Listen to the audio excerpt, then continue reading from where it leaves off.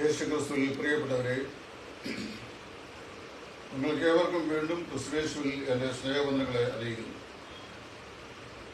ഈ ദിവസങ്ങളിലായി സോഷ്യൽ മീഡിയയിലും വർത്തമാന പത്രങ്ങളിലും വളരെയധികം വൈറലായിക്കൊണ്ടിരിക്കുന്ന ഒരു പ്രവൃത്തിയാണ്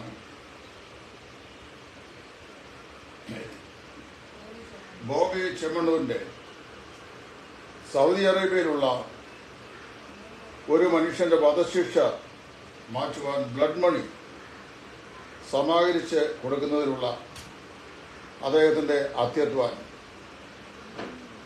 ആ ബന്ധത്തിൽ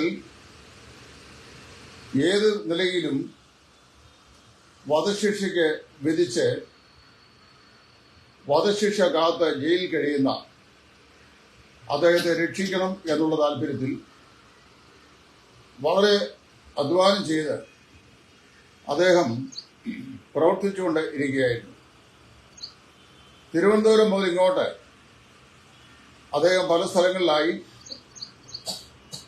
അനേക ആളുകളെ ഈ വിഷയം ബോധ്യപ്പെടുത്തുകയും അനേകരെ ആ കാര്യത്തിന്മേൽ നിസ്വാർത്ഥമായി സഹകരിക്കുകയും ചെയ്തു.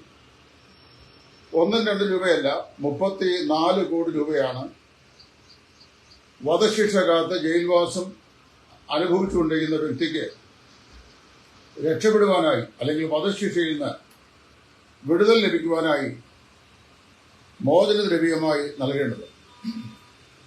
അദ്ദേഹത്തിന്റെ മുഴുവൻ കുടുംബാംഗങ്ങളോ അല്ലെങ്കിൽ അദ്ദേഹം തന്നെയോ എത്രമാത്രം പരിശ്രമിച്ചാലും 34 കോടി രൂപ ഒന്നിച്ച് സമാഹരിച്ച് മോചനദ്രവ്യം നൽകി വധശിക്ഷയിൽ നിന്ന് വിടുതൽ പ്രാപിക്കുക എന്നുള്ളത് തികച്ചും അസംഭവ്യമായിരുന്ന ഒരു വിഷയമാണെന്ന് എല്ലാ ആളുകൾക്കും അറിയാം.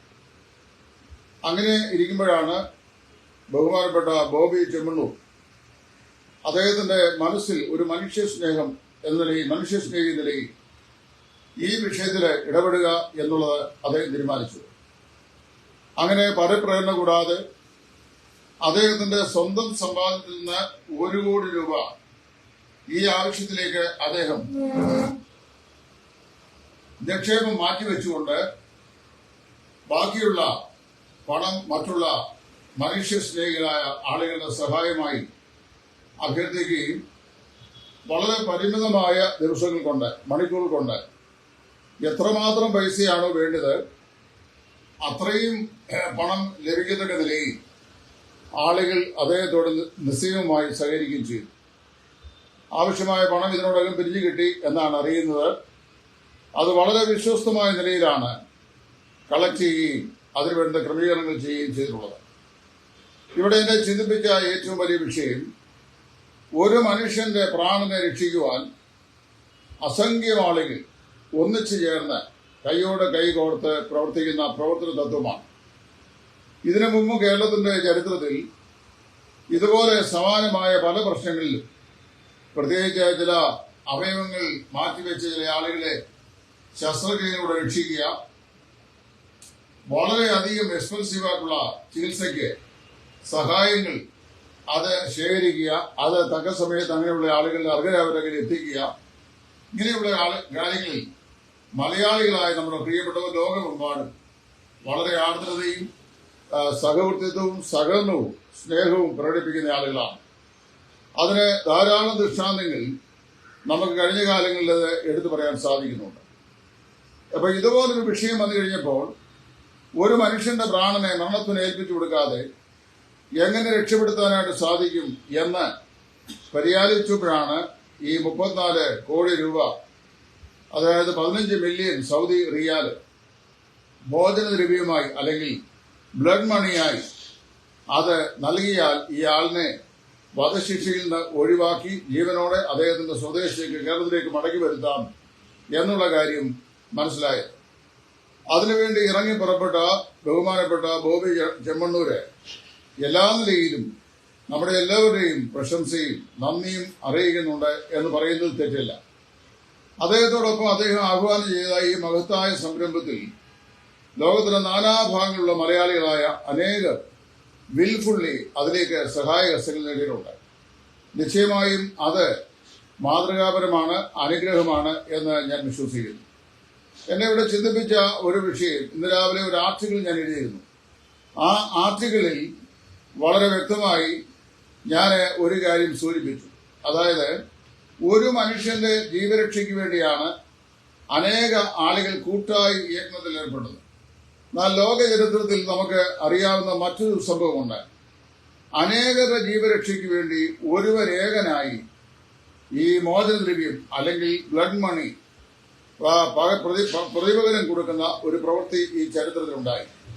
അത് മറ്റൊന്നുമല്ല, 2000 വർഷങ്ങൾക്ക് മുമ്പ് മനുഷ്യവർഗത്തിന്റെ പാപത്തിന്റെ പരിഹാരത്തിന് വേണ്ടി സ്വർഗത്തിലെ ദൈവം മനുഷ്യന്റെ പാപത്തിന് പരിഹാരം വരുത്തുക, അല്ലെങ്കിൽ ദൈവസന്നിധിയിൽ മനുഷ്യന്റെ പാപത്തിനെതിരെയുള്ള ദൈവക്രോധം ശമിപ്പിക്കുക എന്നുള്ള ഉദ്ദേശത്തോടെ സ്വർഗത്തിൽ നിന്ന് ഭൂമിയിലേക്ക് ഇറങ്ങി വന്ന് മനുഷ്യാവതാരം ചെയ്ത് മനുഷ്യനായി തീർന്ന് ഈ ലോകത്തിൽ മനുഷ്യനായി 33 വയസ്സ് വരെ ജീവിച്ച് പാപങ്ങളുടെ പരിഹാരത്തിനായി ക്രൂശിന്മേൽ കയറി മരിച്ച് അടക്കപ്പെട്ട് ഉയർത്തെഴുന്നേറ്റ് ജീവിക്കുന്ന നമ്മുടെ കർത്താവായ യേശു. റോമർക്ക് എഴുതിയ ലേഖനം അതിന്റെ 5-ാം അധ്യായത്തിൽ അപ്പോസ്തലനായ പൗലോസ് പറയുമ്പോൾ ഈ വലിയ സത്യം അദ്ദേഹം വിളിച്ചു പറഞ്ഞിട്ടുണ്ട്. 5-ാം അധ്യായത്തിന്റെ 5 മുതലുള്ള വാക്യങ്ങൾ അദ്ദേഹം ഇങ്ങനെ പറയുകയാണ്: നാം ബലഹീനയായിരിക്കുമ്പോൾ തന്നെ ക്രിസ്തു തക്ക സമയത്ത് അഭക്തർക്ക് വേണ്ടി മരിച്ചു. നീതിമാന് വേണ്ടി ആരെങ്കിലും മരിക്കുന്നത് ദുർലഭം, ഗുണവാന് വേണ്ടി പക്ഷേ മരിപ്പാൻ തുനിയുമായിരിക്കും. ക്രിസ്തുവോ നാം പാപികൾ ആയിരിക്കുമ്പോൾ തന്നെ നമുക്ക് വേണ്ടി മരിക്കിയാൽ ദൈവം തനിക്ക് നമ്മോടുള്ള സ്നേഹത്തെ പ്രദർശിപ്പിക്കുന്നു. അവന്റെ രക്തത്താൽ നീതീകരിക്കപ്പെട്ട ശേഷമോ നാം അവനാൽ എത്രയധികമായി കോപത്തിൽ നിന്ന് രക്ഷിക്കപ്പെടും. ശത്രുക്കളായിരിക്കുമ്പോൾ തന്നെ നമുക്ക് അവന്റെ പുത്രന്റെ മരണത്താൽ ദൈവത്തോട് നിരപ്പ് വന്നു എങ്കിൽ നിരന്ന ശേഷം നാം അവന്റെ ജീവനാൽ എത്രയധികമായി രക്ഷിക്കപ്പെടും. അത്രയുമല്ല, നമുക്കിപ്പോൾ നിരപ്പ് ലഭിച്ചതിന് കാരണമായ നമ്മുടെ കർത്താവായ യേശു ക്രിസ്തു മുഖാന്തരം നാം ദൈവത്തിൽ പ്രശംസിക്കുകയും ചെയ്യുന്നു. അതുകൊണ്ട് ഏക മനുഷ്യനാൽ പാപവും പാപത്താൽ മരണവും ലോകത്ത് കടന്നു. ഇങ്ങനെ എല്ലാവരും പാപം ചെയ്യുകയാൽ മരണം സകല മനുഷ്യരിലും പരന്നിരിക്കുന്നു. എന്നിട്ട് അദ്ദേഹം തുടർന്ന് പറയാണ്, എന്നാൽ ലംഘനത്തിന്റെ കാര്യവും കൃപാവരത്തിന്റെ കാര്യവും ഒരുപോലെയല്ല. ഏകന്റെ ലംഘനത്താൽ അനേകർ മരിച്ചുവെങ്കിൽ ദൈവകൃപയും ഏക മനുഷ്യനായ യേശു ക്രിസ്തുവിന്റെ കൃപയാലുള്ള ദാനവും അനേകർക്ക് വേണ്ടി ഏറ്റവും അധികം കവിഞ്ഞിരിക്കുന്നു. ഏകൻ പാപം ചെയ്തതിന്റെ ഫലവും ദാനത്തിന്റെ കാര്യവും ഒരുപോലെയല്ല. ഏകന്റെ പാപം ശിക്ഷാവിധി കൽപ്പിപ്പാൻ ഹേതുവായി തീർന്നു. കൃപാവരമോ അനേക ലംഘനങ്ങളെ മോചിക്കുന്ന നീതീകരണ വിധിക്ക് ഹേതുവായി തീർന്നു. ഏകന്റെ ലംഘനത്താൽ മരണം ആ ഏകൻ നിമിത്തം വാണുവെങ്കിൽ കൃപയുടെയും നീതിദാനത്തിന്റെയും സമൃദ്ധി ലഭിക്കുന്നവർ യേശു ക്രിസ്തു എന്ന ഏകൻ നിമിത്തം ഏറ്റവും അധികമായി ജീവനിൽ വാഴും. അങ്ങനെ ഏക ലംഘനത്താൽ സകല മനുഷ്യർക്കും ശിക്ഷാവിധി വന്നപോലെ ഏക നീതിയാൽ സകല മനുഷ്യർക്കും ജീവകാരണമായ നീതീകരണവും വന്നു. നീണ്ട ഈ വേദഭാഗത്ത് പോസ്റ്റൻ പറയുന്നത് എല്ലാവരുടെയും പാപങ്ങൾക്ക് വേണ്ടി ഒരുവൻ യാഗമായി തീർന്ന കാര്യമാണ്. ഇവിടെ നമ്മൾ ചിന്തിച്ചല്ലോ, ഒരുവന്റെ രക്ഷയ്ക്ക് വേണ്ടി അനേകർ തങ്ങളുടെ ഹൃദയം തുറന്ന് സംഭാവന ചെയ്യുന്നു. ഏത് നിലയിലും അദ്ദേഹത്തെ മരണവൃത്തത്തിൽ നിന്ന് വിടുവിക്കണം എന്ന് ആഗ്രഹിക്കുന്നു. എന്നാൽ ഇവിടെ നമ്മൾ വായിക്കുമ്പോൾ അതിന് നേരെ വിപരീതമായൊരു പ്രവൃത്തിയാണ് നമുക്കിവിടെ കാണാൻ കഴിയുന്നത്. അതായത്, ലോകത്തുള്ള സകല മനുഷ്യവർഗവും ദൈവസന്നിധിയിൽ പാപികളാണ്. അങ്ങനെ പാപികളായി തീർന്നതുകൊണ്ട് ദൈവം മുമ്പാകെ ഇവർ വാസ്തവത്തിൽ നാം വായിക്കുന്നത് ഒരിക്കലും നീതീകരിക്കപ്പെടാൻ കഴിയാതെ, ഒരിക്കലും ദൈവസന്നിധിയിൽ തനിക്ക് കുറ്റമില്ലാത്തവനാണെന്ന് സ്ഥാപിക്കാൻ കഴിയാതെ മനുഷ്യൻ പാപത്തിൽ നിബന്ധിച്ചിരിക്കുകയാണ്. ദൈവത്തെ കോപിപ്പിച്ചിരിക്കുകയാണ്. ദൈവക്രോധം ജ്വലിച്ചു നിൽക്കുന്നതുകൊണ്ട് ദൈവസിംഹാസനം മുമ്പാകെ ധൈര്യശാലിയായി മനുഷ്യനെ അടുക്കുവാൻ സാധിക്കുകയില്ല. അങ്ങനെയുള്ളൊരു ജീവിത സാഹചര്യത്തിൽ നാം വായിക്കുന്നു, ഒരു നിലയിലും മനുഷ്യനെ ദൈവക്രോധം ശമിപ്പിക്കുവാനോ പിശാചിന്റെ അടിമത്തത്തിലായിപ്പോയ മനുഷ്യനെ, അല്ലെങ്കിൽ മരണത്തിന് വിധേയപ്പെട്ടു പോയ മനുഷ്യനെ രക്ഷിക്കുവാനോ സാധിക്കുമായിരുന്നില്ല. മനുഷ്യനെ കൊണ്ട് ആ കാര്യം സാധിക്കുകയില്ല. അതിന്റെ കാരണം, ഒരു മനുഷ്യന്റെ പ്രാണൻ എന്ന് പറയുന്നത് സർവ്വലോകത്തെക്കാളും വിലയേറിയതാണ്. വിലയേറിയ ഒന്നിനെ, അതിനേക്കാൾ വിലയേറിയ ഒന്നിനെ കൊണ്ട് മാത്രമേ വീണ്ടെടുക്കുവാനായിട്ട് സാധിക്കൂ.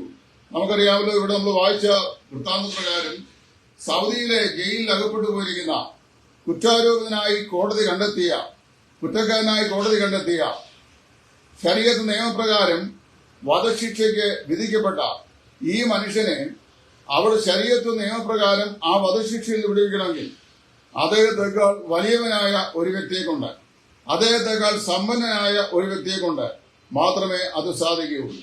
അത് തന്നെയാണ് മനുഷ്യന്റെ അവസ്ഥയും. ഇപ്പൊ മനുഷ്യൻ പാപം ചെയ്ത് അടിമപ്പെട്ടു പോയത് പിശാചിനാണ്. അത് നിമിത്തം ദൈവത്തിന്റെ ക്രോധം മനുഷ്യന്റെ മേലുണ്ട് എന്നാ വായിക്കും. ദൈവക്രോധം മനുഷ്യന്റെ മേലുണ്ട്. അങ്ങനെ പാപം ചെയ്ത് പാപത്തിന് അടിമപ്പെട്ട് ദൈവക്രോധപ്രകാരം പിശാചിന്റെ അടിമത്തത്തിലും മരണത്തിന്റെ കീഴിലും അടയ്ക്കപ്പെട്ടു പോയ മനുഷ്യൻ, അവനെ ആ മരണത്തിൽ നിന്ന് രക്ഷിക്കുവാനായിട്ട് ലോകത്തിലെ ഒരു മനുഷ്യനും സാധിക്കുകയില്ല. കാരണം ഒരു മനുഷ്യന്റെ ആത്മാവിന്റെ വില സർവ്വലോകത്തെക്കാൾ വലുതാണ്. അങ്ങനെയാണെങ്കിൽ സർവ്വലോകത്തിനുമുള്ള സകല മനുഷ്യരുടെയും ആത്മാക്കളുടെ വില കൊടുത്തു തീർക്കുവാൻ ഒരിക്കലും നമുക്ക് സാധിക്കുകയില്ല. അങ്ങനെ മനുഷ്യനെ കൊണ്ട് ആ കാര്യം സാധിക്കുകയില്ല എന്ന് വന്നപ്പോൾ സ്വർഗത്തിലെ ദൈവം തന്നെ തന്റെ മഹാസ്നേഹനിമിത്തം, അതായത് പാപിയായ മനുഷ്യനുള്ള അവാച്യമായ സ്നേഹനിമിത്തം മനുഷ്യവേഷം പൂണ്ട് മനുഷ്യനായി ഈ ലോകത്തിലേക്ക് വരുവാൻ ഇടയായി തീർന്നു.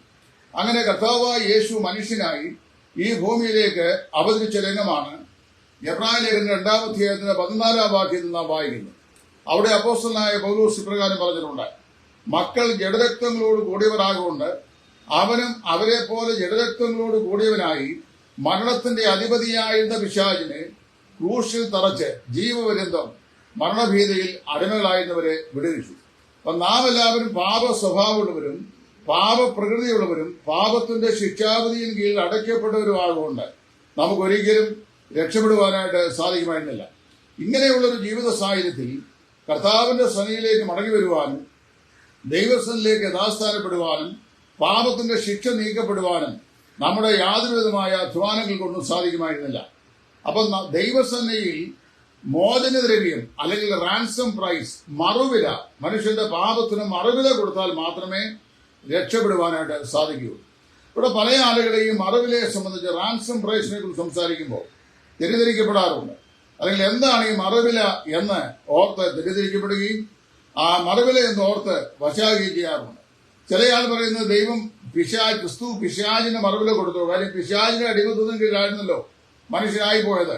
അപ്പൊ അതുകൊണ്ട് പിശാചിന് മറുവില കൊടുത്താണോ പിശാചിന്റെ ആധിപത്യത്തിൽ നിന്ന് മനുഷ്യനെ വിടുവിച്ചത് എന്ന് ചോദിക്കാറുണ്ട്.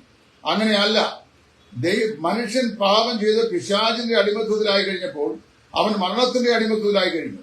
മരണത്തിന്റെ അടിമത്തത്തിലായി പോയ മനുഷ്യനെ അത് നിമിത്തം ദൈവത്തിന്റെ ക്രോധം മനുഷ്യന് മേലുണ്ടായി. മനുഷ്യന്റെ മേലുള്ള ദൈവത്തിന്റെ ക്രോധത്തിന്റെ കാരണം മനുഷ്യൻ പാപത്തിൽ വീണ് പോയതാണ്. അങ്ങനെയാണെങ്കിൽ ദൈവക്രോധം ശമിപ്പിക്കപ്പെടണം. ദൈവക്രോധം ശമിപ്പിക്കപ്പെട്ടാൽ മാത്രമേ പാപത്തിന്റെ അടിമത്തിൽ നിന്ന് മനുഷ്യനെ വിടുവിക്കപ്പെടാനായിട്ട് സാധിക്കുകയുള്ളൂ. ദൈവക്രോധം ശമിക്കണമെങ്കിൽ എന്ത് ചെയ്യണം? രക്തം ചൊരിഞ്ഞിട്ടല്ലാതെ വിമോചനമില്ല. അതാ എബ്രായ ലേഖനം പറയുന്നത്, ന്യായപ്രമാണപ്രകാരം ഏകദേശം സകലവും രക്തത്താൽ ശുദ്ധീകരിക്കപ്പെടുന്നു. ആകയാൽ കർത്താവായ യേശു ഒരിക്കൽ എന്നേക്കുമായി അർപ്പിച്ച യാഗത്തിലൂടെ പാപങ്ങൾക്ക് വേണ്ടി പാപത്തിന് എന്നേക്കുമുള്ള വീണ്ടെടുപ്പ് സാധിപ്പിച്ചിരിക്കുന്നു. അപ്പൊ യേശു ക്രിസ്തുവിന്റെ രക്തം കർത്താവായ യേശു കാൽവരിയിൽ ചൊരിഞ്ഞപ്പോൾ ലോകത്തിലുള്ള സകല മനുഷ്യവർഗത്തിന്റെയും പാപത്തിന്റെ ഭയാനകമായ ശിക്ഷാവിധി തന്റെ പുത്രന്റെ മേൽ ആക്കി തീർക്കുകയാണ് ദൈവം ചെയ്തത്. അങ്ങനെയാണ് യെശയ്യാ പ്രവാചകന്റെ പുസ്തകം 53-ാം അധ്യായത്തിൽ വായിക്കുന്നത്. അതായത് യെശയ്യാ പ്രവചനം 53-ാം അധ്യായത്തിൽ വളരെ വ്യക്തമായി പറഞ്ഞിരിക്കുന്നത് ഇങ്ങനെയാണ്. അവിടെ വളരെ വ്യക്തമായി ഞാൻ പറയാം. ദൈവത്തിന്റെ വചനം പറയുന്നു, യഹോവയായ ദൈവം നമ്മുടെ എല്ലാവരുടെയും അകൃത്യം അവന്റെ മേൽ ചുമത്തി. അതായത് നമ്മുടെ പാപത്തിന്റെ സകല ശിക്ഷയും യഹോവയായ ദൈവം അവന്റെ മേൽ ചുമത്തി. അവന്റെ അടിപ്പിണറുകളാൽ നമുക്ക് സൗഖ്യം വന്നിരിക്കുന്നു. ആദാം മുതൽ ഇനിയും ഭൂമിയിൽ ഏറ്റവും ഒടുവിൽ ജനിക്കുവാനുള്ള മനുഷ്യന്റെ വരെ പാപത്തിന്റെ ശിക്ഷയായിരുന്ന മരണം. ആ മരണത്തെക്കുറിച്ച് ഇന്ന് പകൽക്കാലം ഞാൻ ആർട്ടിക്കിൾ എഴുതിയപ്പോൾ 1-2 ആൾക്കാർ ചോദിച്ചു, പാപത്തിന്റെ ശിക്ഷ നരകമാണോ? എവിടെ പറയുന്നു? വേദപുസ്തകം പറയുന്നു, വെളിപ്പാട് പുസ്തകം 20-14, എന്നാൽ മരണത്തെയും പാതാളത്തെയും തീപ്പൊയ്യിൽ തള്ളിയിട്ടു. റോമാലേഖനം 6:23, പാപത്തിന്റെ ശമ്പളം മരണമത്രേ. അവിടെ ഈ രണ്ടാം മരണം എന്ന് പറയുന്നത് മനുഷ്യന്റെ ആത്മാക്കളെ നിത്യമായ നരകാഗ്നിയിലേക്ക് വലിയവനായ ദൈവം ശിക്ഷ വിധിച്ച് തള്ളുന്ന അനുഭവത്തെയാണ്. അതിനെ വേർപാ മരണം എന്ന വാക്കുകൊണ്ട് തന്നെ അർത്ഥമാക്കുന്നത് വേർപാടെന്നാണ്. ഇപ്പൊ ദൈവത്തിൽ നിന്ന് സദാകാലത്തേക്കും മനുഷ്യന്റെ ആത്മാവ് വേർപെട്ട് നിത്യമായ നരകാഗ്നിയിലേക്ക് പോകുന്ന ദുരനുഭവത്തെയാണ് രണ്ടാം മരണം എന്ന് പറയുന്നത് അത് പാപത്തിന്റെ ആത്യന്തികമായ ഫലമാണ്. ലോകത്തുള്ള എല്ലാ മനുഷ്യനും രണ്ടാം മരണത്തിന് വിധേയപ്പെട്ടവനായതുകൊണ്ട് രണ്ടാം മരണം സഹിച്ചുകൊണ്ട് നരകത്തിലേക്ക് പോകണം. അങ്ങനെ നരകത്തിലേക്ക് പോകുമ്പോൾ വളരെ വ്യക്തതയോടെ ദൈവം പറയുന്നു, മനുഷ്യന് രക്ഷപ്പെടുവാൻ ഒരു മാർഗവുമില്ല.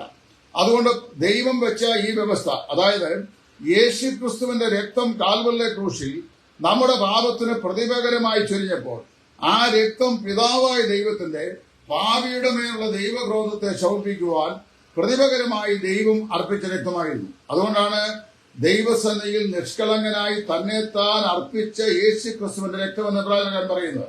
ആട്ടുകൊറ്റന്മാരുടെയും കാളകളുടെയും രക്തവും മലിനപ്പെട്ടവരുടെ മേൽ തളിക്കുന്ന പശുഭസ്മവും ജഡിക ശുദ്ധി വരുത്തിപ്പോന്നു. എന്നാൽ നിഷ്കളങ്കനായിരുന്ന് നിർമ്മലനായിരുന്ന് നമ്മുടെ എല്ലാവരുടെയും പാപങ്ങൾക്ക് വേണ്ടി ഏൽപ്പിച്ചു കൊടുത്ത കർത്താവായ യേശുക്രിസ്തുവിന്റെ രക്തം പാരപ്രസീതാൻ പറയുന്ന വാക്യം അതുപോലെ കൂട്ടുകയല്ല.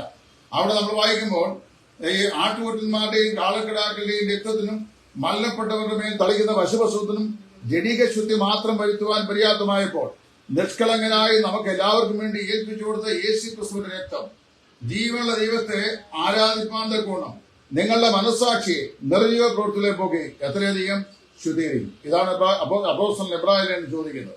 അപ്പൊ നമ്മുടെ പാപപരിഹാരത്തിന് വേണ്ടി കാൽവരിയിൽ യാഗമായി തീർന്ന നമ്മുടെ കർത്താവായ യേശു അവന്റെ ചങ്കിലെ ചോര നമുക്ക് വേണ്ടിയുള്ള മോചനദ്രവ്യമായി പിതാവായ ദൈവത്തിന്റെ സിംഹാസനത്തിന് മുമ്പിൽ സമർപ്പിച്ചു കഴിഞ്ഞപ്പോൾ പാപത്തിനെതിരെയുള്ള ദൈവത്തിന്റെ ശക്തമായ കനത്ത ന്യായവിധി കർത്താവായ യേശു തന്റെ ശരീരത്തിന്മേൽ സഹിച്ചു. അതുകൊണ്ടാണ് നമ്മുടെ സമാധാനത്തിനായുള്ള ശിക്ഷ അവന്റെ മേൽ ആയി, അവന്റെ അടിപ്പിണറുകളാൽ നമുക്ക് സൗഖ്യം വന്നിരിക്കുന്നു എന്നെഴുതിയിരിക്കുന്നത്.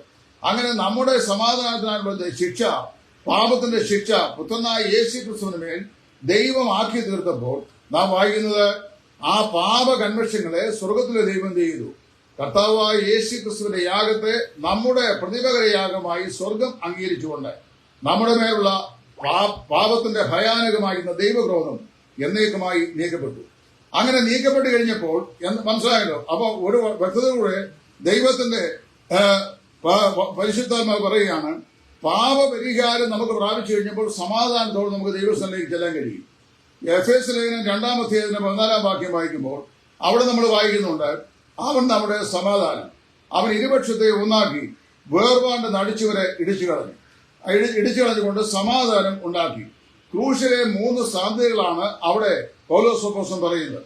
What is the meaning of the cross of Jesus? കർത്താവായ യേശു ക്രിസ്തുവിന്റെ ക്രൂശിന്റെ അർത്ഥം എന്താണ്? ഒന്ന്, cross is the place where God has reconciled the mankind to God through Christ Jesus. കർത്താവായ യേശു ക്രിസ്തു മുഖാന്തരം മനുഷ്യവർഗത്തെ ദൈവം പിതാവായ ദൈവത്തോട് നിരപ്പിച്ച സ്ഥലമാണ് കാൽവരിയിലെ ക്രൂശ്.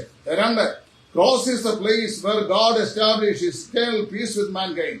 മനുഷ്യവർഗത്തോട് നിത്യമായ സമാധാനം ദൈവം കൽപ്പിച്ചാക്കിയ സ്ഥലമാണ് കാൽവരിയിലെ ഗോൽഗോഥ. 3-ാമതായി പറയുന്ന cross is the place where God demonstrated his love to the world. ലോകത്തോടുള്ള ദൈവത്തിന്റെ സ്നേഹത്തെ ദൈവം പ്രദർശിപ്പിച്ച സ്ഥലമാണ് കാൽവരിയിലെ ക്രൂശ്. അങ്ങനെ വന്നു കഴിഞ്ഞപ്പോൾ കർത്താവായ യേശു ക്രിസ്തുവിന്റെ നിയമരക്തം നമ്മുടെ പാപത്തിന്റെ പരിഹാരത്തിന് വേണ്ടി സ്വർഗത്തിലെ ദൈവം കാൽവരിയിലെ ക്രൂശിൽ ചൊരിയുകയും അങ്ങനെ ചൊരിഞ്ഞിട്ട് എന്ത് ചെയ്തു? നമ്മുടെ പാപത്തിന് പരിഹാരം ദൈവം ക്രൂശിന്മേൽ വരുത്തുകയും ചെയ്തു. അങ്ങനെ ക്രൂശിന്മേൽ വരുത്തിയിട്ട് ആ പാപയാഗമായി അർപ്പിക്കപ്പെട്ട നിയമരക്തത്തിൽ നമുക്ക് പാപങ്ങളുടെ മോചനം ദൈവം തന്നു. അങ്ങനെ അതിക്രമങ്ങളുടെ മോചനം എന്ന വീണ്ടെടുപ്പ് തന്റെ കർത്താവ് പുത്രനായ യേശു ക്രിസ്തുവിന്റെ നിയമരക്തത്താൽ നമുക്ക് വേണ്ടി കാൽവരിയിൽ ദൈവം ഒഴുകി. അങ്ങനെ നമുക്ക് തന്നിട്ട് അവിടുത്തെ രക്തത്താൽ ദൈവം നമ്മുടെ പാപങ്ങളെ ക്ഷമിച്ചു. അപ്പൊ നോക്കണം, ലോകത്തുള്ള എല്ലാ മനുഷ്യന്റെയും പാപങ്ങൾക്ക് വേണ്ടി ഒരുവൻ യാഗമായി തിരികെയാണ്. ഇവിടെ സംഭവിക്കുന്ന എന്താണ്? അനേകർ ഒരുവന്റെ ശരീരരക്ഷയ്ക്ക് വേണ്ടി അല്ലെങ്കിൽ ജീവരക്ഷയ്ക്ക് വേണ്ടി തങ്ങളുടെ വിൽഫുൾ കോൺട്രിബ്യൂഷൻ നൽകുന്നു. അത് മഹത്തരമായ ഒരു കർമ്മമാണ്. അതായത് ഈ നൂറ്റാണ്ടിലെ ഏറ്റവും വലിയ മനുഷ്യസ്നേഹി എന്ന് വേർവിളിക്കപ്പെടാവുന്ന പലരിൽ ഒരാളായി നമ്മുടെ ബോച്ചെ മാറ്റപ്പെട്ടിരിക്കുന്നു. ആളുകളൊക്കെ അദ്ദേഹത്തെ പ്രശംസിക്കുന്നുണ്ട്. കാര്യം മഹത്തരമായ ഒരു കാര്യമാണ് ചെയ്തത്. 34 കോടി രൂപ 2-4 ഒരാഴ്ച കൊണ്ട് ഉണ്ടാക്കാൻ പറഞ്ഞാൽ നിസ്സാരമായ ഒരു കാര്യമല്ല. അത് ഈ ചരിത്രമുള്ള കാലമൊക്കെയും എന്നും ഓർമ്മിക്കപ്പെടും. അത് മാത്രമല്ല, ഈ മോചനദ്രവ്യം കൊടുത്തിട്ട് ആ മോചനദ്രവ്യത്തിലൂടെ വിടുതൽ പ്രാപിക്കപ്പെടുന്ന ഈ മനുഷ്യനും അദ്ദേഹത്തിന്റെ കുടുംബങ്ങൾക്കും ബന്ധുക്കൾക്കും എന്തോ ഒരു വലിയ സ്നേഹവും സന്തോഷവും നന്ദിയുമായിരിക്കും അദ്ദേഹത്തോട് ഉണ്ടാവുക. പ്രിയപ്പെട്ടവരെ, അതുകൊണ്ട് ഒരു കാര്യം ഞാൻ ഓർപ്പിക്കട്ടെ, വളരെ വ്യക്തതയോടെ ഞാൻ ഈ കാര്യം നിങ്ങൾ പറയുകയാണ്. ഒരു മനുഷ്യന് ലഭിക്കാൻ പോകുന്നത് ജീവരക്ഷയാണ്. അതായത് കുറെ കാലം കൂടെ ഈ ഭൂമിയിൽ ജീവിക്കാനുള്ള ഒരു അവകാശം, അല്ലെങ്കിൽ ആയുസിന്റെ കുറെ കാലം കൂടെ ഈ ഭൂമിയിൽ ജീവിക്കാനുള്ള അവകാശം ഇവിടെ ഈ മോചനദ്രവ്യം കൊടുക്കുന്നതിലൂടെ അദ്ദേഹത്തിന് ലഭിക്കാൻ പോവുകയാണ്. എന്നാൽ കർത്താവായ യേശു ക്രിസ്തുവിൽ നമുക്ക് ലഭിക്കപ്പെടുന്നത് വെളിപ്പെട്ടിരിക്കുന്നത് ഇങ്ങനെയാണ്. കേവലം ദേഹരക്ഷയല്ല, നമ്മുടെ ആത്മാവിന്റെ രക്ഷയാണ്. അതായത് നമ്മുടെ അതിക്രമങ്ങളുടെ മോചനം, പാപങ്ങളുടെ വീണ്ടെടുപ്പ്, അതിനുവേണ്ടിയുള്ള സമ്പൂർണമായ വീണ്ടെടുപ്പ്. അതാണ് യേശു ക്രിസ്തുവിന്റെ നിയമരക്തത്തിലൂടെ സാധിച്ചിട്ടുള്ളത്. യേശു ക്രിസ്തുവിന്റെ ആ നിയമരക്തം നമ്മുടെ സകല ഭാവവും പോക്കി നമ്മെ ശുദ്ധീകരിക്കുന്നു. അവന്റെ പുത്രനായ യേശുവിന്റെ രക്തം സകല ഭാവവും പോക്കി നമ്മെ ശുദ്ധീകരിക്കുന്നു. യോഹന്നാന്റെ 1-ാം ലേഖനം 1-ാം അധ്യായത്തിന്റെ 9-ാമത്തെ വാക്യം. പ്രിയപ്പെട്ടവരെ, അതുകൊണ്ട് ഞാനിവിടെ നിങ്ങളെ ഓർപ്പിക്കട്ടെ, വളരെ വ്യക്തതയോടുകൂടെ ഈ കാര്യം ഞാൻ പറയുകയാണ്. കർത്താവ് നമ്മുടെ പാപങ്ങൾക്ക് വേണ്ടി കാൽവറിയെ കുറിച്ച് മരിച്ചിട്ട് അവന്റെ ചങ്കിലെ ചോര നമുക്ക് പകരമായി കാൽവറിയിൽ ബലിദാനമായി നൽകി. അങ്ങനെ ആ മോചനദ്രവ്യമായി നൽകിയ, അല്ലെങ്കിൽ ദാനമായി നൽകിയ ആ ബലിയിലെ ചൊരിയപ്പെട്ട രക്തമുഖാന്തരമായി നമ്മുടെ അതിക്രമങ്ങൾക്ക് മോചനമുണ്ടായി. അങ്ങനെ ഒരുവൻ നമുക്ക് എല്ലാവർക്കും വേണ്ടി മരിക്കിയാൽ ഏക മനുഷ്യന്റെ അനുസരണക്കേടാണ് പാപലോകത്തിലേക്ക് വന്നത്. ആ ഏക മനുഷ്യൻ എന്ന് പറയുന്ന ആദമാണ്. ആദ്യ മനുഷ്യനായ ആദമാണ്. ആദാമിന്റെ പാപനിമിത്തമാണ് പാപം ലോകത്തിലേക്ക് കടന്നത്. അതുകൊണ്ട് എന്ത് ചെയ്തു? ഏക മനുഷ്യന്റെ പാപത്താൽ സകല മനുഷ്യർക്കും പാപപരിഹാരം എന്നപോലെ ഏക മനുഷ്യന്റെ അനുസരണത്താൽ സകല മനുഷ്യർക്കും പാപപരിഹാരം പെടുന്നു. ഏക മനുഷ്യന്റെ പാപത്താൽ അനുസരണ കഴിഞ്ഞാൽ പാപം ലോകത്തിലേക്ക് പ്രവേശിച്ചു. ഏക മനുഷ്യന്റെ അനുസരണത്താൽ പാപമോചനവും എല്ലാവർക്കും സാധ്യതമായി.